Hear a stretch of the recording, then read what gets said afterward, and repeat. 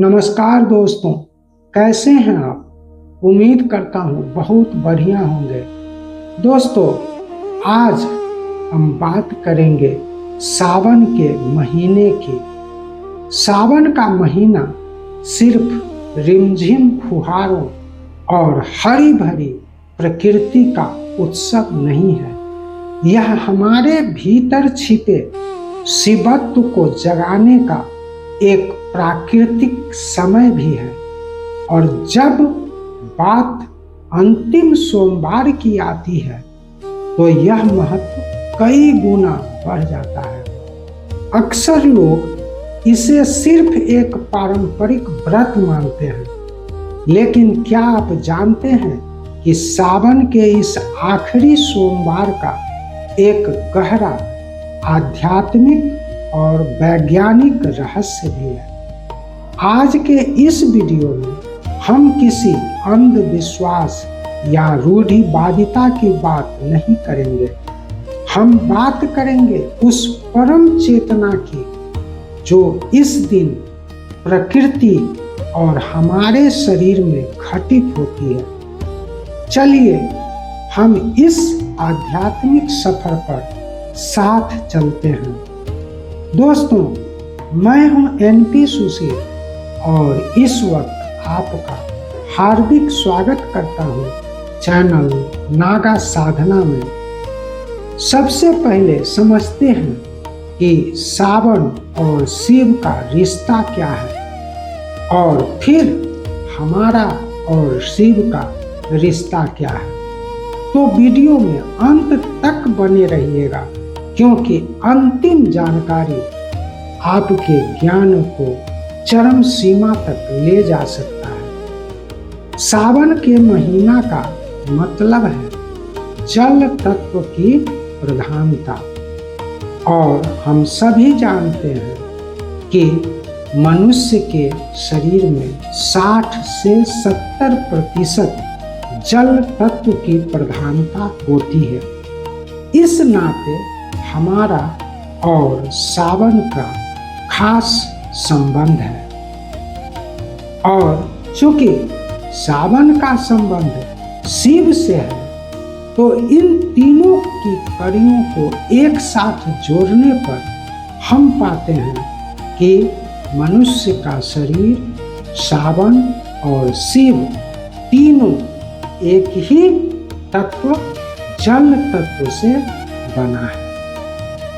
तो सबसे पहले जानते हैं कि जल का स्वभाव होता कैसा है। जल का स्वभाव है बहना, और जिस मार्ग से बहते हुए आगे बढ़े उस मार्ग को स्वच्छ करते चलना। ठीक इसी तरह हमारा मन भी जल तत्व से प्रभावित होता है।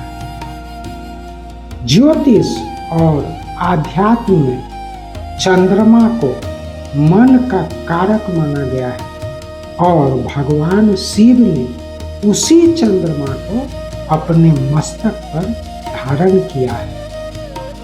इसका सीधा अर्थ है अपने अनियंत्रित मन पर नियंत्रण पाना।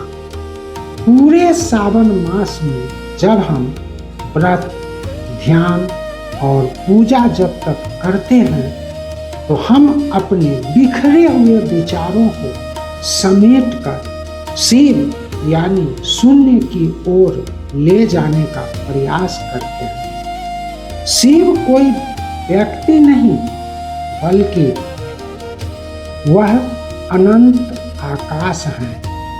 वह परम शांति है, जहाँ जाकर पृथ्वी का शोर थम जाता है। अब सवाल उठता है कि अंतिम सोमवार इतना खास क्यों है।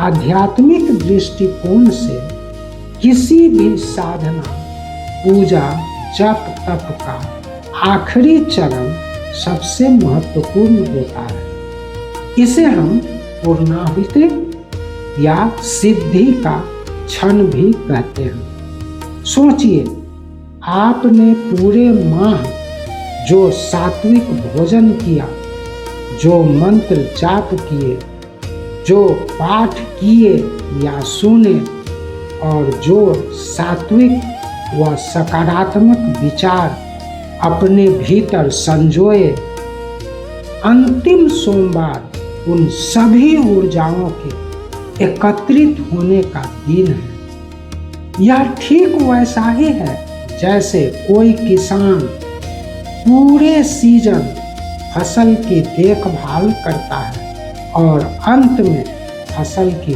कटाई करता है। आध्यात्मिक रूप से यह दिन समर्पण और विसर्जन का है। अपने अहंकार का विसर्जन, क्रोध का विसर्जन और अपनी चिंताओं को शिव के चरणों में सौंप देने का दिन है।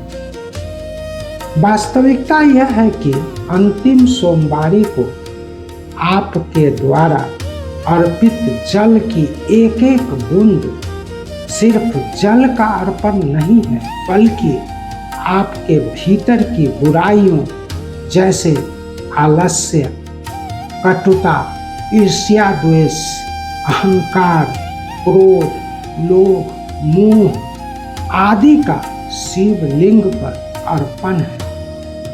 इस प्रकार यदि हम अंतिम सोमवार को शिवलिंग पर जलाभिषेक करते हैं तो अपने विचारों को और अपने अंतरात्मा को शुद्ध कर रहे होते हैं। इस कारण सावन का अंतिम सोमवार बहुत खास है। इसलिए अंतिम सोमवार को सिर्फ एक रस्म मत मानिए। जब आप मंदिर जाएं या अपने घर पर पूजा करें तो कुछ मिनट आंखें बंद करके बैठें और ध्यान में शिव के अस्तित्व को लाएं और फिर ध्यान में लीन हो जाएं। तब आप अपने अंदर एक सन्नाटा महसूस करेंगे, एक शून्यता का एहसास होगा। वही शून्यता शिव है। निष्कर्ष यह है कि सावन तो समाप्त हो जाएगा, लेकिन हमारे भीतर का शिवत्व कभी समाप्त नहीं होना चाहिए। सच्ची पूजा तब सफल मानी जाती है जब पूजा खत्म होने के बाद भी हमारे भीतर जीवों के प्रति दया, दूसरों के प्रति क्षमा और अपने मन में शांति बनी रहे। आप सभी को सावन के अंतिम सोमवार की ढेरों शुभकामनाएं। अगर आपको हमारा यह दृष्टिकोण पसंद आया हो तो इसे अपने प्रियजनों तक पहुंचाएं। वीडियो पसंद आई हो तो इसे लाइक करें और चैनल नागा साधना को सब्सक्राइब करें और हमारे साथ बोलिए हर हर महादेव।